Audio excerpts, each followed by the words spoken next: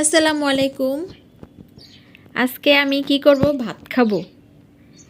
হ্যাঁ, আজকে আমি আপনাদেরকে ভাত খেয়ে দেখাবো। এখানে আমি পুঁটি মাছ ভেজে নিচ্ছি। তারপরে এটা হচ্ছে কলই শাক আর ধনিয়া পাতা। কলই শাক ধনিয়া পাতা দিয়ে একসাথে মেখে পুঁটি মাছ দিয়ে খাইতে তো হেভি মজা। চলেন আপনাদেরকে রান্না করে দেখাই কিভাবে রাঁধতে হবে।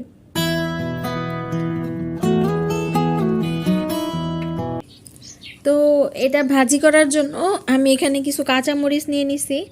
কাঁচামরিচ যে যেমন ঝাল পছন্দ করেন তেমন পরিমাণ কাঁচামরিচ নিয়ে নেবেন। যদি ঝাল কম খান কম নেবেন, বেশি খাইলে আমার মতন তাহলে বেশি নেবেন, সমস্যা নাই। আর কলই শাকে একটু ঝাল বেশিই ভালো লাগে।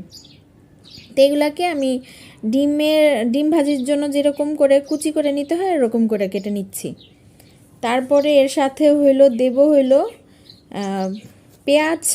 পেঁয়াজের কলি, তারপরে পেঁয়াজ পাতা যে যেই নামে ডাকেন সেইটাই।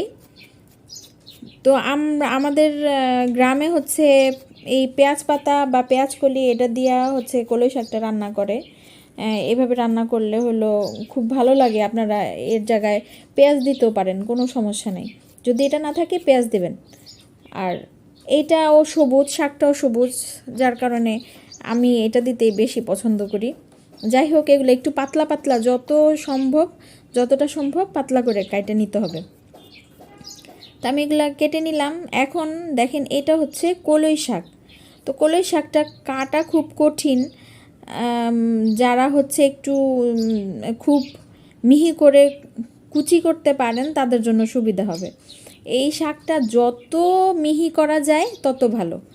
যত যত মিহি করে কাটতে পারবেন এটা তাড়াতাড়ি রান্না করা যাবে। আর এই শাকটা যত তাড়াতাড়ি রান্না করা যায় তত টেস্ট বেশি হয়। তো আমি তো অত ভালোভাবে কাটতে পারি না, তারপরও চেষ্টা করলাম। আমি দেখছি কিভাবে কাটে, কেমন মিহি হয়, তেমনভাবে চেষ্টা করে যেরকম পারছি তেমনভাবে কাটে নিচ্ছি।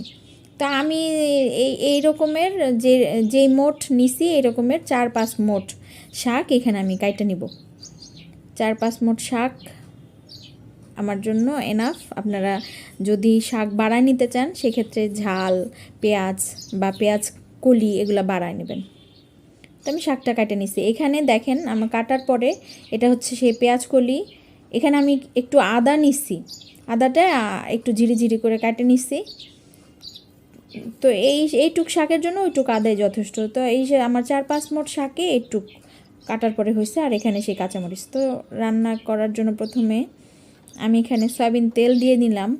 এই শাকের জন্য তেলটা একটু বেশি লাগে, ড্রাই হইলে ভালো লাগবে না।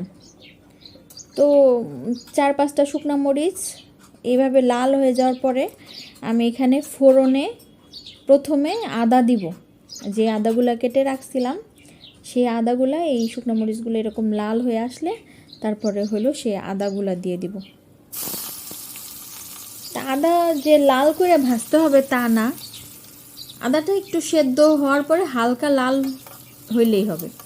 হালকা লাল হইলে, আর আদার একটা ভাজা ফ্লেভার আছে, সেই ফ্লেভারটা যখন বের হবে সেই পর্যায়ে আসলে আমি এখানে বাকি জিনিসপত্রগুলো দিয়ে দিব একে একে। এই শাকটা রান্না হইতে বেশিক্ষণ লাগে না। আর আমি রান্না করতেছি মিডিয়াম টু হাই ফ্লেমে, এটা লো ফ্লেমে রান্না করা যাবে না। তো সব জিনিসপত্রগুলো একে একে দিয়ে দিলাম। এখানে আমি 1 চা চামচ লবণ দিচ্ছি। যে যেমন লবণ খান সে তেমন লবণ দিয়ে নেবেন। তো সবগুলা মেশানোর পরে একটু এক জায়গায় করে এরকম করে রেখে দিতে হবে।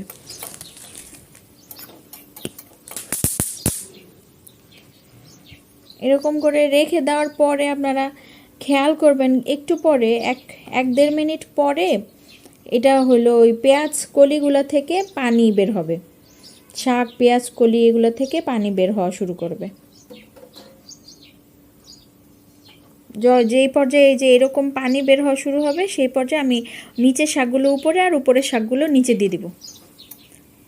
তো এই রকমের আর 1 মিনিট এরকম করে এক জায়গায় করে রেখে তারপরে হচ্ছে যখন দেখবেন যে যে পানিটা বের হয়েছে সেই পানিটা প্রায় শুকায় গেছে, সেই সময় এটাকে হাই ফ্লেমে দিয়ে যত তাড়াতাড়ি সম্ভব পানিটা শুকায় ফেলতে হবে। আর এই পানি শুকাইতে শুকাইতে শাক, তারপরে পেঁয়াজ, শাকটা হচ্ছে সেদ্ধ হইলো কি হইলো না সেটা নিয়ে মাথা ঘামানোর কোনো দরকার নেই, কারণ যেহেতু শাকটা অনেক পাতলা করে কাটা হয়েছে। যদি পেঁয়াজ কলিটা সেদ্ধ হয়ে যায়, টেস্ট করবেন পেঁয়াজ কলিটা নরম হয়েছে কিনা। পেঁয়াজ কলিটা যদি নরম হয়ে যায় তাহলে শাকটাও হয়ে যাবে। তো পানিটা তাড়াতাড়ি করে শুকায় নেওয়ার সঙ্গে সঙ্গে আমরা একটা বাটিতে বাইরে ফেলবো, কড়াইতে আর রাখা যাবে না। একটা বাটিতে বেড়ে নেওয়ার পরে এরকম করে ছড়াই ফেলতে হবে। যদি আপনারা শাকটাকে এক জায়গায় জড়ো করে রাখেন, শাকটা লাল হয়ে যাবে, তখন আর শাকের কালারটা সুন্দরও থাকবে না, লাল হয়ে যাবে, আর খেতেও ভালো লাগবে না। সো সবাই রান্না করে খাবেন। আসসালামু আলাইকুম, ভালো থাকবেন।